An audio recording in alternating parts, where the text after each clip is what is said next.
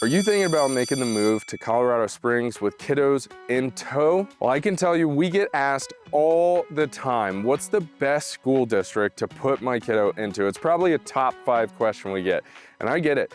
Every parent wants the best for their child. And while I might not be able to answer what is the best school district because it's so subjective, what we are gonna do in today's video is delve into all the districts, do a quick little overview on all the districts, all the types of schools that you're gonna have available to you, what makes schooling in our state and in our city unique, and stick around till the end because I'm gonna give you a list of great resources that's gonna make all that research super convenient and make you wanna stop pulling your hair out. Let's go.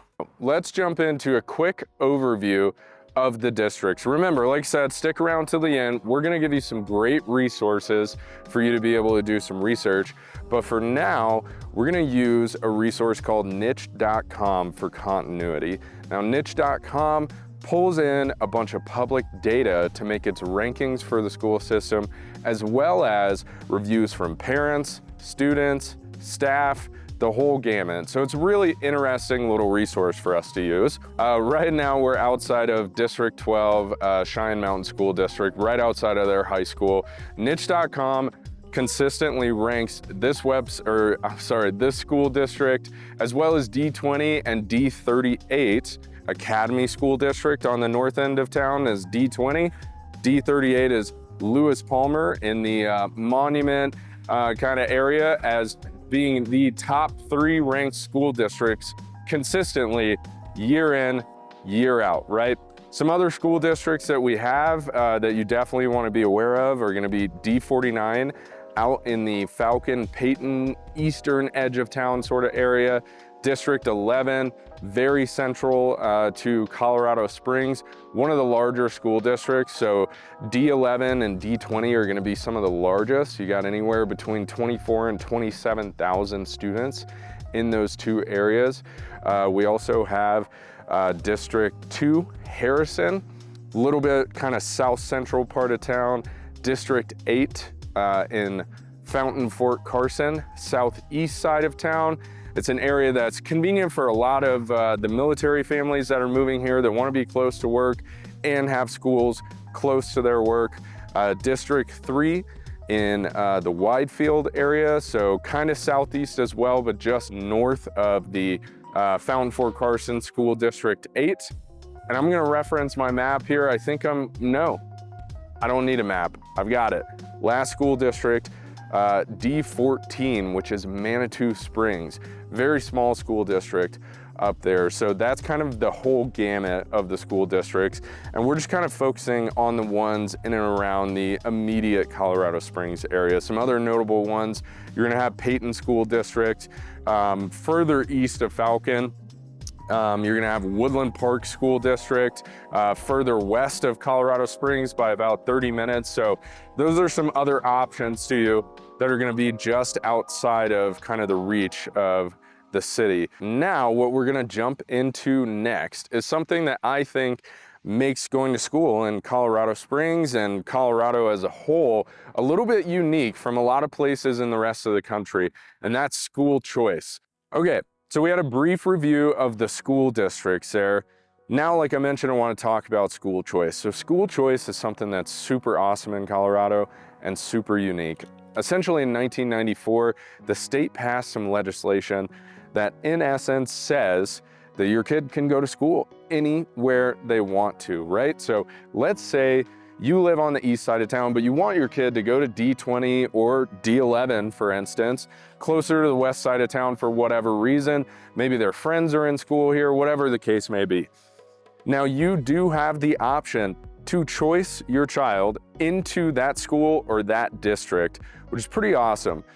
Now, you do have an application process that may vary between the different districts or even between the different schools. So you definitely want to check on those resources with the district's website.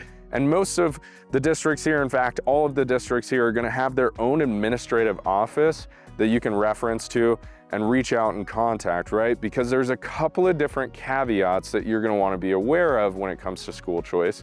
Number one, like I mentioned, you're going to have to make an application to put your child into that school or district. Number two, you also got to realize once you're going to school in a different district, the district you live in, it's not like their services are going to apply to you for your child in the other district, right? So what am I talking about? Talking about the bus routes, right? You're gonna have to drop your kid off at school or potentially drop them off at the bus route that takes them to the school that you're trying to get them to, right? So a couple of different caveats for you to be aware of there with school choice, but it's pretty incredible that we even have that option in the first place because it just opens up so much for you. Now with school choice in mind, I wanna hop over and chat a little bit about the unique types of schools that we have here in Colorado. So let's take a jump into the different types of schools that are going to be available to you here, right? So obviously we have public schools like the one behind me, Palmer High School here in D11 downtown. Public schools are just what you think they are, right? They take their curriculum and their standards and attendance and performance, all that stuff directly from the state, right?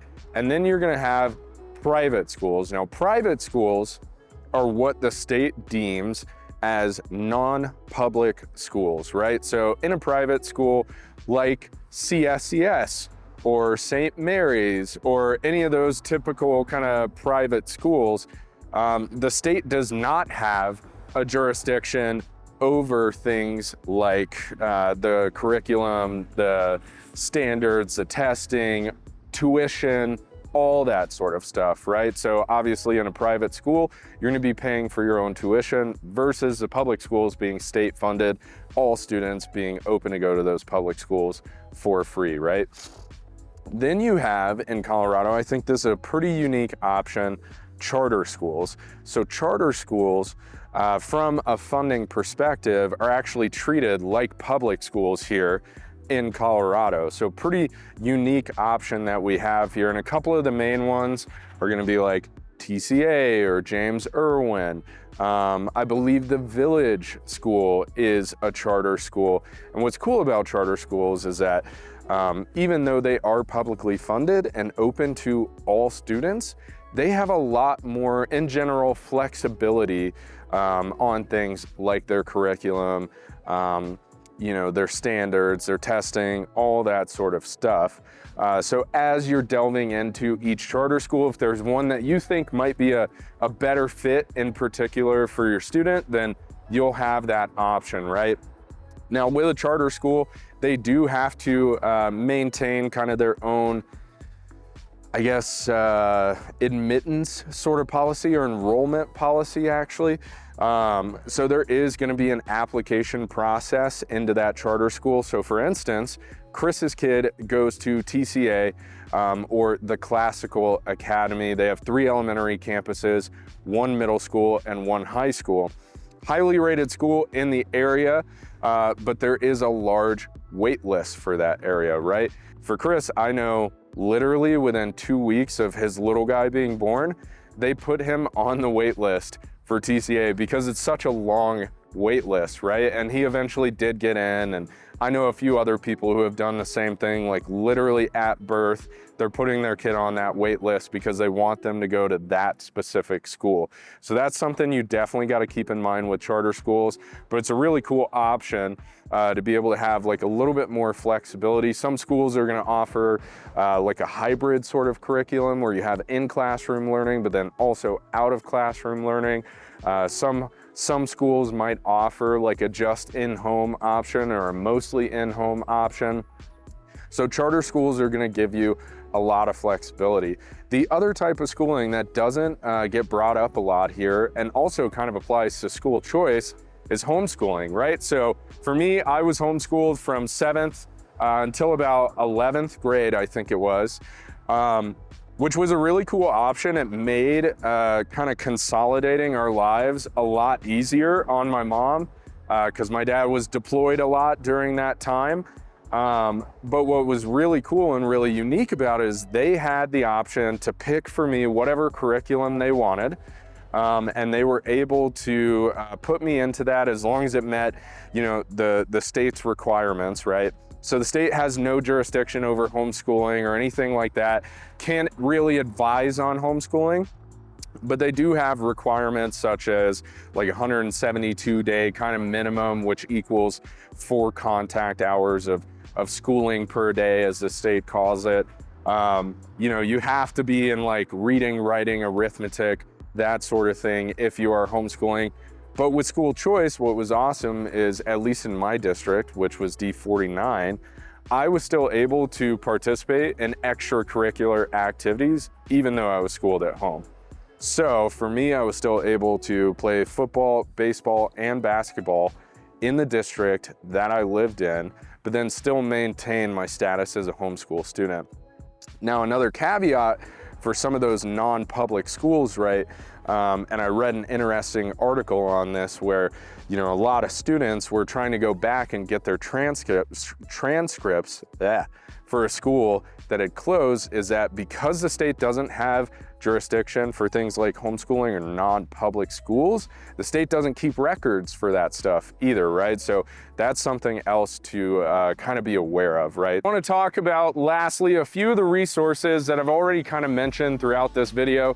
Niche.com, what I love about their website, what a lot of our clients love about their website, is that they're going to pull data from all over the public data sources. So Department of Education, US Census Bureau, FBI, like all sorts of areas, but then they're gonna combine reviews from students in the district, teachers in the district, parents in the district, all the staff kind of in the district. And then they have their own special algorithms. I know that's an overused word, but they have their own special algorithms in order to come up with their rating system, right? But at least you get some reviews from real people that have had experiences with those districts to be able to help you make some of those decisions, right? So niche.com, NICHE.com.